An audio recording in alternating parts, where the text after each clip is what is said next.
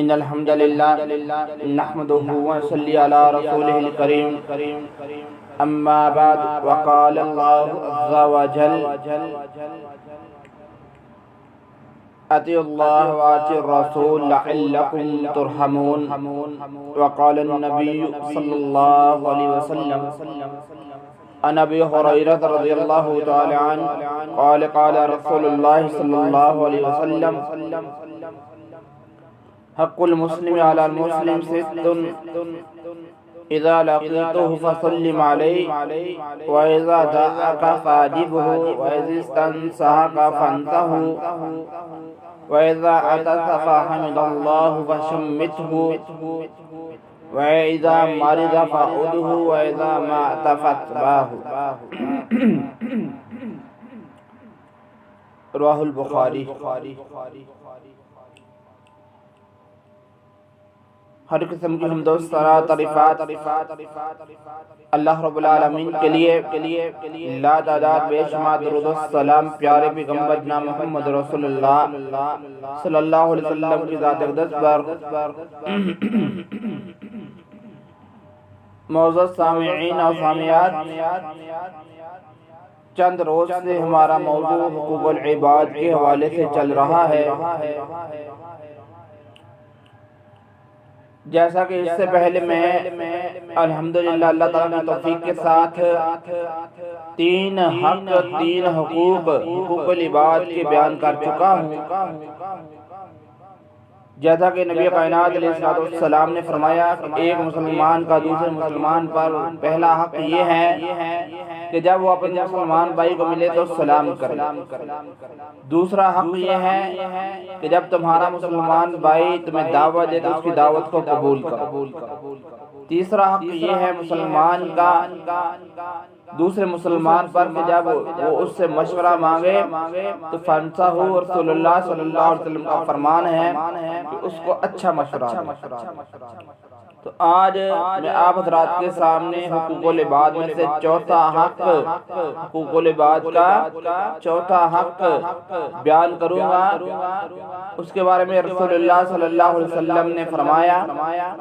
وَإِذَا عَطَسَ فَحَمِدَ اللَّهُ وَشَمِّتْهُ۔ رسول اللہ صلی اللہ علیہ وسلم نے فرمایا جب بھی تم میں سے کسی کو چھینک آئے فحمد اللہ، اللہ تعالیٰ کی حکمت بیان کرے، کہے الحمدللہ۔ تو فرمایا اسی طرح وہ الحمدللہ کہے گا اور اس کے ساتھ والا اس کا بھائی یا اس کا ساتھی جو اس کے پاس بیٹھا ہوا ہے یا اس کے ساتھ چل کے جا رہا ہے یا کوئی سنتا ہے تو فرمایا کہ جس کو چھینک آئی ہے وہ الحمدللہ کہے گا، اور وہ سننے والا جو پاس بیٹھا ہے یا ساتھ چل کے جا رہا ہے، جو کوئی بھی سنتا ہے اس کا ساتھی یا بھائی تو وہ کہے گا یا رحمت اللہ، کہ اللہ تعالیٰ تجھ پر رحم فرمائے۔ پھر جس کو چھینک آئی ہے اس کے بارے میں نبی کائنات علیہ السلام نے فرمایا کہ وہ کہے گا یہدیکم اللہ ویصلح بالکم، اللہ تعالیٰ تمہیں ہدایت دے، تمہاری حالت کو درست فرمائے۔ یعنی کہ جس کو چھینک آئی ہے وہ الحمدللہ کہے گا، اور جس نے سنا ہے کہ چھینک آنے والے نے الحمدللہ کہا ہے تو سننے والا یا رحمت اللہ کہے گا۔ پھر جس کو چھینک آئی ہے وہ یہدیکم اللہ ویصلح بالکم کہے گا۔ تو یہ نبی علیہ السلام کا فرمان ہے، یہ حدیث صحیح بخاری کے اندر ہے۔ اس طرح رفع بن رافع بیان کرتے ہیں کہ رسول اللہ صلی اللہ علیہ وسلم ایک دفعہ میں رسول اللہ صلی اللہ علیہ وسلم کے پیچھے نماز پڑھ رہا تھا اور نماز کے دوران ہی مجھے چھینک آئی تو میں نے کہا الحمدللہ حمدا کثیرا طیبا مبارکا فیہ، یہ کلمات کہے۔ تو جب میں نے یہ کلمات کہے تو رسول اللہ صلی اللہ علیہ وسلم نماز سے فارغ ہوئے، فارغ ہونے کے بعد انہوں نے مجھ سے پوچھا کہ یہ کلمات، یہ الفاظ الحمدللہ حمدا کثیرا طیبا مبارکا فیہ، یہ کلمات کس نے کہے ہیں؟ تو رافع بن رافع بیان کرتے ہیں کہ میں نے کہا کہ اللہ کے نبی جی صلی اللہ علیہ وسلم یہ کلمات میں نے کہے ہیں۔ آپ صلی اللہ علیہ وسلم نے فرمایا اس ذات کی قسم جس کے ہاتھ میں میری جان ہے، آسمان سے زمین کی طرف میں نے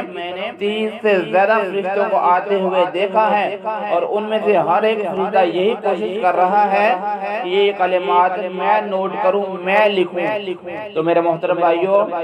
اس حدیث سے ان الفاظ کی فضیلت ثابت ہوتی ہے۔ اللہ کے نبی صلی اللہ علیہ وسلم نے فرمایا کہ جو بندہ چھینک آنے کے بعد الحمدللہ حمدن کثیرا طیبا مبارکا فی کہے تو اس کے لیے آسمان سے زمین کی طرف کو فرشتے نازل ہوتے ہیں، ان کے یہ کلمات لکھنے کے لیے آسمان سے فرشتے آتے ہیں۔ اس لیے ہمیں جب بھی چھینک آئے کوشش کرنی چاہیے کہ ہمیں ان الفاظ کو یاد کرنا چاہیے اور چھینک آنے کے بعد ان کو پڑھنا چاہیے۔ الحمدللہ حمدن کثیرا طیبا مبارکا فی۔ اس طرح رسول اللہ صلی اللہ علیہ وسلم نے دوسری بات یہ بتائی کہ یہ تو یہ عام حالت میں کہ اگر کسی کو چھینک آتی ہے تو الحمدللہ کہے گا، سننے والا یرحمک اللہ کہے گا، اور جس کو چھینک آئی ہے وہ یہدیکم اللہ ویصلح بالکم کہے گا۔ اس طرح رسول اللہ صلی اللہ علیہ وسلم نے نماز کے حوالے سے بھی ہمیں بتایا کہ اگر نماز میں کسی کو چھینک آتی ہے تو اس کو کیا کرنا چاہیے۔ تو میرے محترم بھائیوں، اللہ کے نبی صلی اللہ علیہ وسلم نے فرمایا، یہ حدیث صحیح مسلم کے اندر ہے، رسول اللہ صلی اللہ علیہ وسلم نے فرمایا کہ جب بھی تمہیں میں سے کسی کو چھینک آئے اس کو الحمدللہ ضرور کہنا چاہیے۔ فرمایا اگر نماز کے دوران کسی کو چھینک آتی ہے تو وہ نماز کے دوران چھینک آنے والا جس بندے کو نماز کے دوران چھینک آتی ہے وہ نماز کے اندر ہی، نماز میں ہی اللہ تعالیٰ کی حمد بیان کرے گا، لیکن جس کو نماز میں چھینک آئے وہ نماز میں ہی اللہ تعالیٰ کی حمد بیان کرے گا، اور وہ آہستہ آواز سے کرے گا، الحمدللہ پڑھے گا، اور اس کے ساتھ والا جو بھائی ہے اس کا جواب نہیں دے گا، کیونکہ نماز میں کلام کرنے سے، بولنے سے منع کیا گیا ہے۔ اس لیے جس بھائی کو نماز میں چھینک آئے وہ آہستہ آواز سے، پست آواز سے الحمدللہ کہے گا، لیکن ساتھ والا بھائی جو ہے وہ یرحمک اللہ نہیں کہے گا۔ تو میرے محترم بھائیوں، اس حدیث سے چھینک کی اہمیت ثابت ہوتی ہے کہ اللہ تعالیٰ کی حمد ہر حال میں بیان کرنی چاہیے، نماز میں بھی اور نماز کے علاوہ بھی۔ لیکن آج کل ہمارے ہاں یہ رواج بن چکا ہے کہ اگر کسی کو چھینک آتی ہے تو وہ کہتا ہے مجھے فلاں نے یاد کیا ہے، مجھے فلاں نے یاد کیا ہے۔ یہ ساری باتیں منظر ہیں، ان کا کوئی ثبوت نہیں ہے کہ چھینک آنے پہ کوئی یاد کرتا ہے، بلکہ نبی کائنات علیہ السلام نے فرمایا کہ چھینک جو ہوتی ہے یہ اللہ تعالیٰ کی ذات کی طرف سے ہوتی ہے، اور جو جمائی ہوتی ہے یہ شیطان کی طرف سے ہوتی ہے، اور اللہ تعالیٰ کی ذات کو چھینک بہت زیادہ پسند ہے اور جمائی بہت زیادہ ناپسند ہے۔ اس لیے اللہ کے نبی صلی اللہ علیہ وسلم نے فرمایا کہ جب بھی تم میں سے کسی کو چھینک آئے فحمد اللہ، وہ اللہ تعالیٰ کی حمد بیان کرے، اللہ تعالیٰ کی تعریف کرے۔ اس طرح اللہ کے نبی صلی اللہ علیہ وسلم نے فرمایا، ابو ہریرہ رضی اللہ تعالیٰ بیان کرتے ہیں رسول اللہ صلی اللہ علیہ وسلم کا فرمان ہے کہ جب کسی کو چھینک 3 دفعہ سے زیادہ آ جائے، یعنی کہ ایک دفعہ چھینک آتی ہے وہ الحمدللہ کہتا ہے، دوسری دفعہ چھینک آتی ہے وہ الحمدللہ کہتا ہے، تیسری دفعہ چھینک آتی ہے وہ الحمدللہ کہتا ہے، اس کے بعد اگر وہ چھینک آئے تو وہ الحمدللہ نہ کہے، کیونکہ وہ چھینک نہیں، وہ بیماری ہے، زکام کی وجہ سے بار بار چھینک آ رہی ہے، تو یہ بار بار الحمدللہ نہیں کہنا چاہیے۔ اگر کسی کو 3 دفعہ سے کم یا 3 دفعہ چھینک آتی ہے تو وہ الحمدللہ کہہ سکتا ہے، اگر 3 دفعہ سے زیادہ دفعہ چھینک آتی ہے تو پھر چھینک پہ الحمدللہ نہیں کہنا چاہیے، بلکہ جو بیماری ہو اس کا علاج کروانا کروانا چاہیے۔ اس لیے میرے محترم بھائیوں، اللہ کے نبی صلی اللہ علیہ وسلم نے فرمایا کہ جب بھی تم میں سے کسی کو چھینک آئے تو وہ الحمدللہ کہے، اور سننے والا یرحمک اللہ کہے، اور جس کو چھینک آئے وہ یہدیکم اللہ ویصلح بالکم کہے۔ یہ الفاظ میں بار بار اس لیے کہہ رہا ہوں کیونکہ اللہ رب العالمین قرآن مجید کے اندر فرماتے ہیں اطیعوا اللہ واطیعوا الرسول لعلکم ترحمون، فرمایا تم اللہ کی بات مانتے رہو، رسول اللہ صلی اللہ علیہ وسلم کی بات مانتے رہو، لعلکم ترحمون، تاکہ تمہارے اوپر رحم کیا جائے، تمہیں معاف کر دیا جائے۔ اس لیے میرے محترم بھائیوں، اس حدیث سے یہ بات ثابت ہوتی ہے۔ چوتھا حق یہ ہے مسلمان کا، فَإِذَا عَطَسَ فَحَمِدَ اللَّهُ فَشَمِّتْهُ، یہ چوتھا حق ہے مسلمان کا، ایک بندے کا دوسرے بندے پر، ایک مسلمان کا دوسرے مسلمان پر، ایک بھائی کا دوسرے بھائی پر، یہ حقوق العباد میں سے چوتھا حق ہے۔ فرمایا وَإِذَا عَطَسَ فَحَمِدَ اللَّهُ، جب بھی تم میں سے کسی کو چھینک آئے تو وہ اللہ تعالیٰ کی حمد بیان کرے۔ اس لیے میرے محترم بھائیوں، اللہ رب العالمین بھی فرماتے ہیں کہ تم میری بات مانتے رہو، میرے رسول کی بات کو مانتے رہو، میں تمہارے اوپر رحمتوں کے دروازے کھول دوں گا۔ اس لیے میرے بھائی کو جب بھی کسی مسلمان بھائی کو چھینک آئے وہ الحمدللہ کہے، سننے والا یرحمک اللہ کہے، اور جس کو آئے وہ یہدیکم اللہ ویصلح بالکم۔ یہاں پہ ایک بات میں کہہ دینا چاہتا ہوں کہ یہ تو ہے مسلمان کے بارے میں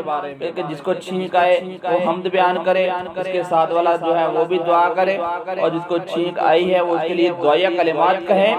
تو یہاں پر ایک بات یاد رکھیں کہ اگر آپ کے پاس کوئی غیر مسلم بیٹا ہے جو مسلمان نہیں ہے تو نبی صلی اللہ علیہ وسلم نے اس کے بارے میں فرمایا ہے کہ اگر کسی غیر مسلم کو چھینک آتی ہے وہ الحمدللہ کہتا ہے تو اس کے لیے یا رحمک اللہ نہیں کہنا، بلکہ اس کے لیے یہدیکم اللہ ویصلح بالکم کہنا ہے کہ اللہ تعالیٰ اس کو ہدایت دے اور اس کی حالت کو درست کرے۔ اس لیے میرے محترم بھائی، یہ کلمات یرحمک اللہ والے یہ ایک مسلم کے لیے ہیں، مسلمان کے لیے ہیں، اور ایک غیر مسلم کے لیے یرحمک اللہ نہیں ہے، بلکہ اس کے لیے دعائیہ کلمہ ہے۔ میں اگر کسی غیر مسلم کو چھینک آتی ہے وہ الحمدللہ کہتا ہے تو ساتھ والا بیٹھنے والا مسلمان اس کے لیے یرحمک اللہ نہیں کہے گا، بلکہ اس کو یہدیکم اللہ ویصلح بالکم کہے گا۔ اللہ رب العالمین سے دعا ہے کہ اللہ تعالیٰ بات کو سمجھ کر اس کے اوپر عمل کرنے کی توفیق عطا فرمائے۔ ما علینا الا البلاغ المبین، الحمدللہ رب العالمین۔